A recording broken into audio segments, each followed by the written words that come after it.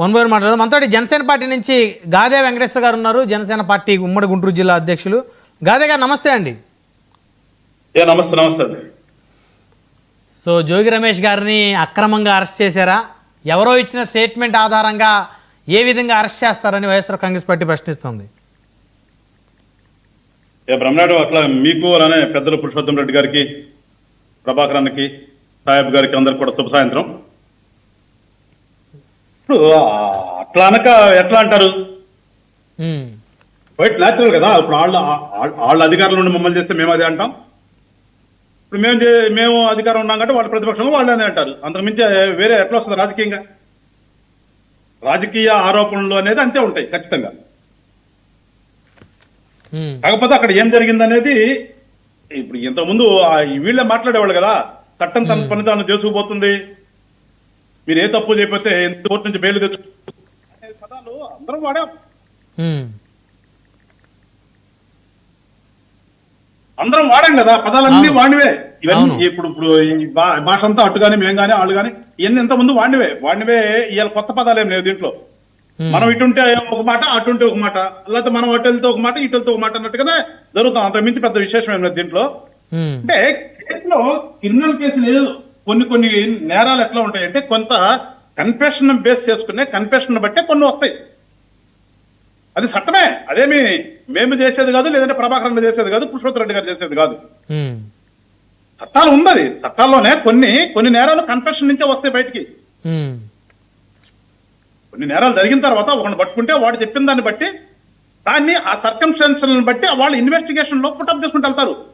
అంటే ప్రతి పేరు చెప్తే ఎవరి పేరు చెప్తే వాళ్ళకి రాస్తారు అనేది కుదరదు. అట్లా మళ్ళా ఎవరి పేరు చెప్తే వాళ్ళ పేరు చెప్పగానే వాళ్ళు అరెస్ట్ చేస్తారంటే పేరు ఎట్లా? చట్టం అట్లా చెప్పట్లా. అక్కడ వాళ్ళు చెప్పిన దాన్ని బట్టి, ఆ సర్కమ్స్టాన్సెస్ బట్టి, అక్కడ ఎవిడెన్స్ బట్టి, ఆధారాలను బట్టి అరెస్ట్ చేసుకుంటూ పోతారు. ఇప్పుడు వాళ్ళ నాయకుడే ఉదాహరణ. ఎవరో ఎందుకు వాళ్ళ నాయకుడిదే. జగన్మోహన్ రెడ్డి గారి కేసులు ఏంటి? జగన్మోహన్ రెడ్డి గారి కేసుల్లో ఉన్నటువంటి కేసులన్నింటిలో కూడా ముద్దాలు ఎట్లా వచ్చారు? ఏ రకంగా ముద్దాలు అయ్యారు? ఐఏఎస్లు కానీ, ఐపీఎస్లు కానీ, ఆయన కానీ, రాజకీయ నాయకులు కానీ ఏ రకంగా ముద్దాలు అయ్యారు? వాళ్ళంతా దేని బేస్ చేసుకుని అయ్యారు తెలీదా ప్రభాకర్ గారికి? ఇవాళ మాట్లాడితే ఎట్లా? ఇది కూడా ముందు పుట్టారా, ఎప్పుడు పుట్టారా అనేది కాదు. వాళ్ళందరూ కూడా రిలేషన్ ఉన్నటువంటి వ్యక్తులు.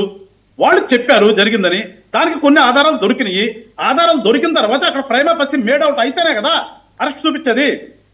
రిమాండ్ చూపించాలంటే ఒక ముద్దాయిని ఏ కేసులు వేసారో ఒకసారి కోర్టు ముందుకు తీసుకెళ్ళామంటే అక్కడ ముందు ఫస్ట్ గా చెప్పేది ఒకటే పదం, వాడే పదం లీగల్ వాడేది ఏంటంటే ప్రైమా ఫసి మేడ్ అవుట్. ప్రైమా ఫసి ఉంది కాబట్టి ఇతన్ని మీరు జ్యుడిషియల్ కస్టడీలో ఉంచండి. మీ కస్టడీ, జ్యుడిషియల్ కస్టడీ అంటే కోర్టు కస్టడీలో ఉంచండి to enable investigation free and fair. మాకు అతను బయట ఉంటే అతని పాత్ర కూడా దీంట్లో ఉంది కాబట్టి ఇబ్బంది జరుగుతుంది కాబట్టి మేము ఇన్వెస్టిగేషన్ చేయడం కోసం మీరు 14 రోజులు మీ పరిధిలో ఉంచండి, లోపల ఉంచండి. జ్యుడిషియల్ రిమాండ్ అంటే అరెస్ట్ అంటే వేరే కదండి. వాళ్ళకి దాంట్లో ఉంచమని మేము ఇన్వెస్టిగేషన్ చేసుకోవడం కోసం వాళ్ళు బయట ఉంటే మాకు ఇబ్బంది అవుతుంది కాబట్టి పెట్టమని చెప్పేసి అది చట్టం చెప్తుంది. అది అంటే పోలీసులు చేతకాంతరం వల్ల ఇంకొక ఆర్గ్యుమెంట్ ఉంటుంది. మేమే అంటాం అది కోర్టుకు వెళ్ళంగానే వాడు బయట ఉంటే కనుక ఇన్వెస్టిగేషన్ చేయలేనటువంటి దద్దమ్మలా మీరు పోలీసులు అనే సందర్భాలు కూడా చాలా ఉంటాయి మేము కోర్టులో పేరు అప్లికేషన్ లో మాట్లాడే సందర్భంలో. సో ఇవన్నీ కూడా చట్టం. ఇదేమి మనం రాసుకున్నది, మీరు రాసుకున్నది ఎవరికి నచ్చింది కాదు కదా. ఇది ఇదివరకు ఐపీసీ నుంచి మొన్న అమెండ్మెంట్ చేశారు, బిఎన్ఎస్ఎస్ అని తీసుకొచ్చారు. ఇవన్నీ మళ్ళీ మార్చారు కదా. సెంట్రల్ గవర్నమెంట్ మార్చి పేర్లు మార్చింది. ఇండియన్ పేర్లను కూడా తీసేసాను, భారతీయ న్యాయ సన్నిహిత, సిఆర్పిసి క్రిమినల్ ప్రొసీజర్ కూడా తీసుకొచ్చాను, భారతీయ న్యాయ సన్నిహిత సంస్థలని ఇట్లా పేర్లు మార్చుకుంటూ వచ్చారు. వీటిలన్నింటి ఉన్నవే ఇవన్నీ, ఏది కొత్తది ఏది కాదు. సో అందుకని ఇవాళ ఏదో వాళ్ళు అన్నారు కదా అని చెప్పేసి ఇక్కడ కాదు మాట్లాడుకోవాల్సింది. అసలు మాట్లాడుకోవాల్సింది మన ప్రజాస్వామ్యం విడిపోతుందో మాట్లాడుకోవాలి. అసలు ప్రజాస్వామ్యంలో ఒకసారి వచ్చిన తర్వాత, రాజకీయ నాయకుడు అవతారం ఎత్తిన తర్వాత, ఎమ్మెల్యే అయిన తర్వాత, మంత్రి అయిన తర్వాత మళ్ళా గనక మనం పార్టీ వాడిపోతేనో మనం వాడిపోతేనో ప్రభుత్వం నుంచి దిగిపోయిన తర్వాత మన ప్రతిపక్షంలో ఉంటే మన మీద ఎందుకు ఆరోపణలు వస్తున్నాయి అనేది ఒకసారి ఆలోచించుకోవాలి రాజకీయ నాయకులు.